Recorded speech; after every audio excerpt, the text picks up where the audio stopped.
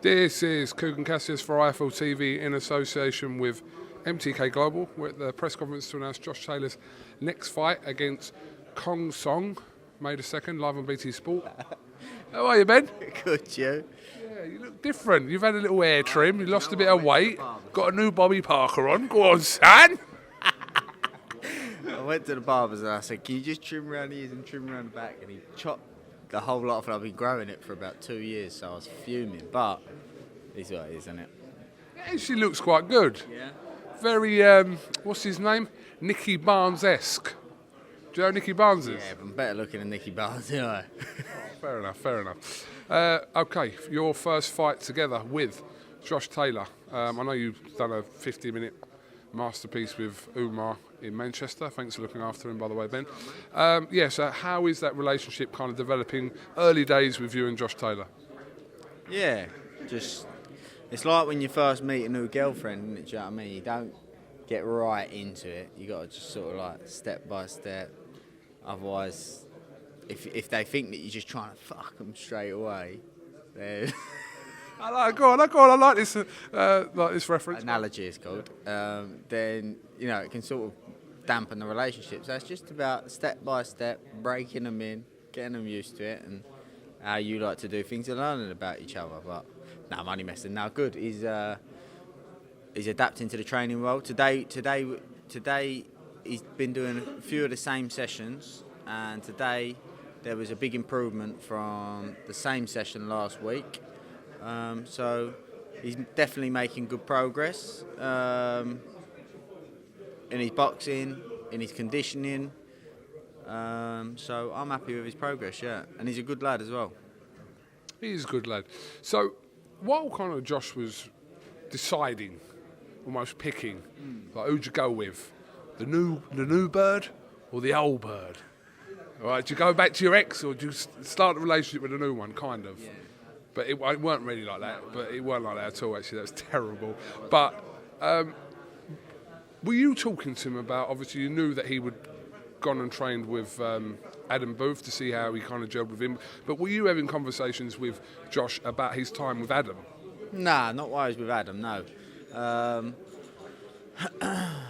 He sent me a couple of funny videos. He sends these joke videos that go through WhatsApp, so I received a few of them while he was there. But I think he had mentioned a few things to a few people before the announcement with the McGuigan split, which Shane done a fantastic job of him. I've got to say that, done a very, very good job of him. But he'd mentioned to a few people, I'd like to go and train with Ben and blah, blah, blah. So I sort of knew it was sort of coming. And then obviously come over to Dubai and we'd done a few sessions there. But he hadn't been training, so I sort of had to take it step by step and grow into the week. I couldn't hit the ground running because he wasn't conditioned to be able to do so. So he went back, had a week with Adam, and he sort of messaged him and was like, look, I'd like to come do another week where we can sort of hit the ground running and see what a full week would be like. Now I'm a bit fitter, so he come along, he done that, and he just said to me at the end of the week, yeah, he wants to be with me. However he chose you. However you take that, so... He's probably kind of assessing the situation with what fighters kind of you were currently training, and also Adam was as well. It's about time as well. 100%, of course it is. And he said to me, Adam's a phenomenal coach and all the rest of it. So he had a tough decision, and it's one of them, isn't it? So you didn't come away thinking Davison won, Booth nil? No, definitely not. I'm joking. Definitely not. Adam's a great coach. Obviously, look at the success he's had through the years as well, and the success he's having now as well. So everyone knows Adam's a great coach. So, like you say, sometimes it's not just purely down to that, and sometimes I don't know. You'd have to ask Josh, innit? You're asking me questions that I can't really answer. I'm just trying to make an answer up for him. So. No, but when you look at the situation, look at the amount of fighters Adam's training as well. That's got to have had something to do with it as well. Yeah, maybe. Yeah, of course as well. Yeah, but. No, I didn't look at it like me versus Adam. No, I'm joking. That was a little bit of banter. Yeah. So. Okay, you didn't get asked this question, but I will ask you this question. May the 2nd. What can you tell us about the situation going on? I mean, we're kind of imminently waiting some news about Canelo's opponent, whether that be Billy Joe, whether that be Callum Smith or whoever. What is your understanding currently of that situation? Do you know what it is? The public think, people think that it's like we know 6 weeks before they know, or something like that. We will probably find out the night before everybody else finds out. As it stands, it isn't an issue. There isn't a clash of dates. As it stands. If there is, of course, we've got things in place, which I'm not going to go into because currently, right now, it isn't an issue. So if it does become an issue, we have spoke about and we do have things in place. But as it stands, it's not an issue. We've been here with Billy Joe before, about 3 times, signed twice for Golovkin and once or twice for Canelo as well in this position. So the fight isn't done with Canelo and Billy Joe yet? I'm the boxing trainer, mate. Mate, come on, you're the first one that's going to know about it. Speak to MTK. We'll speak to MTK after this interview, but I'm asking you at the moment because if someone is going to know, it's you. Is it?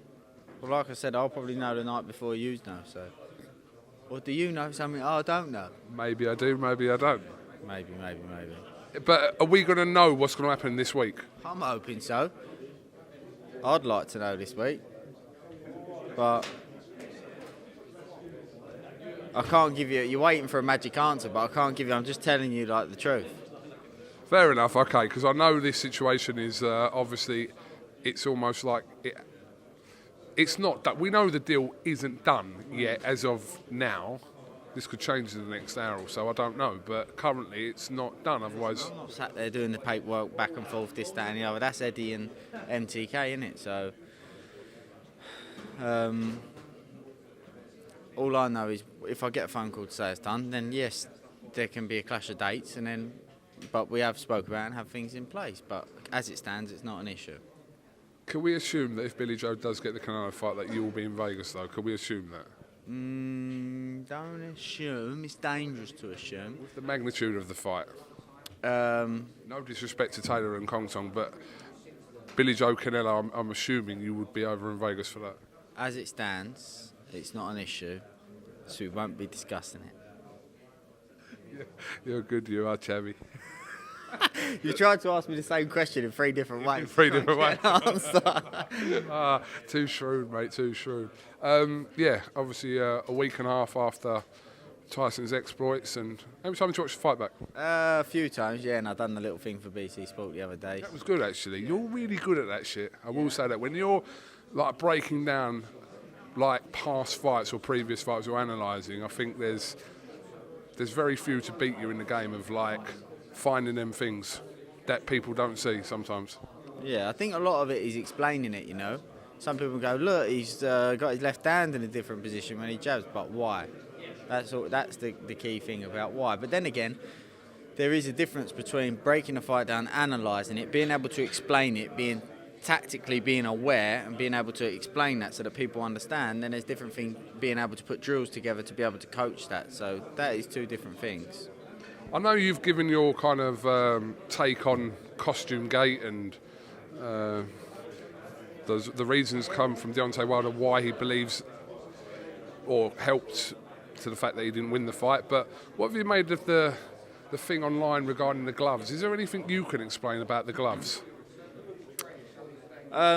Look, there's a commissioner there. There's nothing in the gloves. That's ridiculous. Something come out about the sparring as well, was saying sparring. It's absolute nonsense. You got a commissioner with you 24/7. So even in LA, I couldn't give Tyson an electrolytes powder thing before his fight because they said it's got to be sealed. It was sealed. There was arguments with the commission about that. Like, they're on everything 24/7. And the opposite team are watching you tie his glove. So how can he tie his glove, get it taped up, pull his hand back out, put it in the middle and redo it? Like, I don't know, it's madness. But it's the way that Tyson throws shots, because he throws what are called throwaway shots. So sometimes he'll throw a punch at you that he's not intending to hit you with or intending to do damage with, to make you look here or think about this, to hit you with this, in layman terms. So sometimes he might throw with an open hand, flick it out, to make you think about this, occupy you with something, to hit you somewhere else. And that's what you're looking at. So he's flicking something out. There's nothing in the glove situation, believe me. People love a conspiracy theory, don't they? Best of all, they're all different mix of gloves. One says it was with the Everlast gloves, then it's about the Puffin Sport gloves. Then I've seen some videos of the Klitschko gloves, which are a completely different style of Puffin Sport gloves. So it's nonsense, isn't it? There's always something though in there. People love to kind of try to bring people down from their heights, but yeah, I'm sure if it was an issue, that, do you know what I mean? It'd be brought up in a different capacity. Yeah. You're going to get in. He's on top of the world, so people always want to have something to say, or he's the topic of subject at the moment. Yeah. You've heard it here first. Ben Davison says, "Get a life." Or you said that, but... All right, well, listen, I think you've got other media outlets here, so...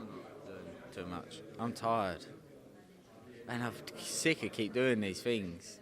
Doing what? Like, answering the same questions all the time, innit? Do you not think?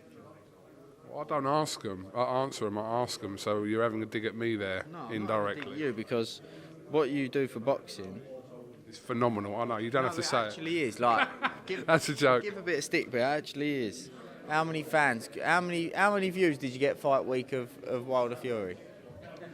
Or you're not allowed to say? I'm not really going to say, but we did relatively well. Relatively well. So you did extremely well. So how much access do people get to see that they wouldn't normally get to see? Yeah, but I'm just putting the camera in front. It's obviously about the subjects, isn't it? It's like Yeah, it's of not course about it's not about the trainer. It's about the boxer, like you were talking about. Of course, but that's what I'm saying. I'm not going, let's all how KUGAN. But what I'm saying is, You can if you want. for the fans, and BT Sport, for the access that they get and give to the fighters, for people to see, oh, that's what goes on Fight Week. I didn't know about this. I didn't know about that. Or, you know, even after the fight, to be able to see what Tyson and Wilder were saying to each other. These sorts of things, that's great for fans, you know. Before, they never got anything like that. So, and it adds more subjects for fight fans to talk about. Then when they're talking about it, it's obviously grows the sport as well. More people engaging in conversations. All of that just makes the sport bigger. So you've actually made boxing bigger. Well done. Yeah, I know. Joke. I'm joking. Thank you. I appreciate your comments. No, I do appreciate it. It's made boxing bigger in the UK. Would you agree? I'm not going to say that because I'm going to sound like a proper prick saying that. Would you say that IFL and the access that they give to people and the coverage that they've given of boxing, do you think IFL has helped grow British boxing? Oh, definitely. 100%. Definitely, yeah. People are seeing things which they didn't see before. Exactly. My point exactly. Well, I appreciate those comments from John and Ben. Thanks, Ben. I'm not going to... I'm taking the piss when I give a bit of confidence. No, because normally you are. No, I'm not. I'm just having a general conversation with you because I'm a bit tired today. So. Okay. I've just got one more question for you. Yeah. I'll go. Sorry, you're all right, John. No problem. John looks like he could be my dad, doesn't he? Do you think? No comment. Similar facial features and both got a good head of hair as well. No comment on that one, actually. I've got a big nose as well. Yeah, me too. And a big chin. We know, obviously now, John's right throwing me off track here. I'm like, you know when you're like standing in front of Parkinson's something, trying to interview, and he's standing right there, you know. We know Wilder is going to take exercise his right to take that third fight now. So, same outcome for you, Ben? Yeah, I mean, Tyson pinged him in the first fight. And to be fair, in the 10th, 11th and 12th, busted him as well. Took it to him and busted him. And the 9th, the end of the 9th as well. When he was like, 40%? Half mass, 10 stone in weight loss. Didn't have a rest. They tried to spring the fight straight on him after the 10 stone weight loss. And he done what he done then. And then obviously, he's finally had a little bit of rest. And I think you've seen the benefit of it as well. And of course, the work from Mandy and Sugar as well. And he destroyed him, and I think that it'd be interesting to see how Wilder comes back, because to be beaten in that fashion could be damaging. But there's also an aspect of puncher's ignorance in there, which, like, most big punchers have to have that, because they might be getting beat round after round after round after round, but he'll still believe that he can pull it out the bag. And Tyson said to him after, you hit me with a fantastic shot in the first round, which I felt, you know. He's always dangerous, but I just think that Tyson's got his number. Tyson's the best heavyweight of this era, and potentially of any era. all mixed together with his size, everything that he's capable of doing, and his versatility. And I just think Tyson's got his number. Have you spoke to him since he's come back? Yep. Spoke to him. Can you tell us what was said? Or? Just a few messages now. I'll tell you what I've done. This is the truth of what I've done. I messaged a few people just to see as he was, because listen, I know he'll never go back there, but it was after the Klitschko win that he sort of had this thing here. So I just sort of text some of the boys that was around to say, look, how is he? How did you think he was? And blah, blah, blah. And they all said that it seems okay, but obviously, naturally, with a high, there's going to be a come down. I know Tyson, I know that's what will be happening. So I just sent him a message just to say, you know, I know everybody will be phoning you and texting you and messaging you and blah, blah, blah, but what you've done is phenomenal and all the rest of it. And then just had a general chit-chat just to see how he was and to make sure, more so not on the terms of boxing, but in terms of how he's... Yeah. It's a fair point you actually make about after the Klitschko is when things kind of started to go downhill a little bit, so it's important that isn't repeated. And I'll tell you what was important, what was good, that when he messaged me back sort of saying, getting back to my routine. He knows what he needs to do now. He knows that he can't just sit around the house and not in training and let everything get on top of him. He needs to keep that routine. It's so important for him and for the type of person that he is. So, yeah, it was good. That was what was more important to me. Listen, don't get me wrong. The win's, like, phenomenal. And people shouldn't forget, Wilder's still the biggest puncher in heavyweight history, still the highest knockout ratio in heavyweight history. And 10 title defences, do you know what I mean? Blast through Brazil. We went 7 rounds of AJ.